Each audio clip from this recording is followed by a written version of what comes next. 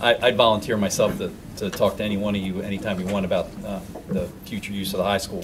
Doug, I remember those meetings well, and they were, as the process was going on, or before, during the process, and they were spitballing ideas and whatnot. But I think the council's been pretty consistent. The people of Hampstead have been pretty consistent that they don't see a rezoning for a business use in that school, in that building.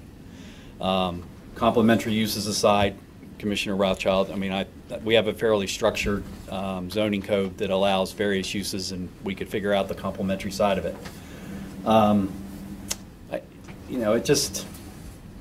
It baffles me, the planning that this Board of Ed does. Marcia's here tonight, and I appreciate her being here, but I guess this goes to the staff level where they make these estimates 10 years out of what the population is going to look like, the school population is going to look like. And my understanding is, the scenario that they anticipated when they were looking to close schools is not the one we face today.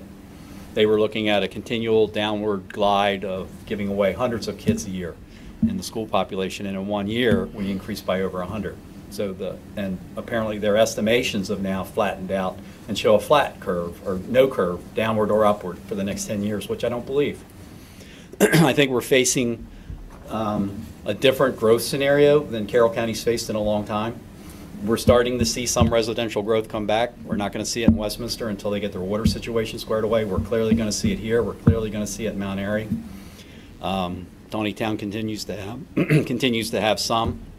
But the other thing that's the biggest driver, and I've seen it in my neighborhood firsthand and all around the town, is that these houses are getting sold. The empty nester syndrome. There's a lot of folks my age who are moving on to wherever and downsizing, and then overnight, and my neighborhood is an example, 9 kids show up, at least 5 from out of county that nobody had in any plan anywhere. And I think that's reflected in just 1 year in those numbers. And when they can't get 1 year of numbers right, how can they get 5 years out right? And I think that's really got to be something that they break the mold and really look differently at, bring in somebody who understands generational changes. There are those kind of planners out there. And I do think, everybody in this community does think this building is going to be needed as a school again. It's a when, not an if.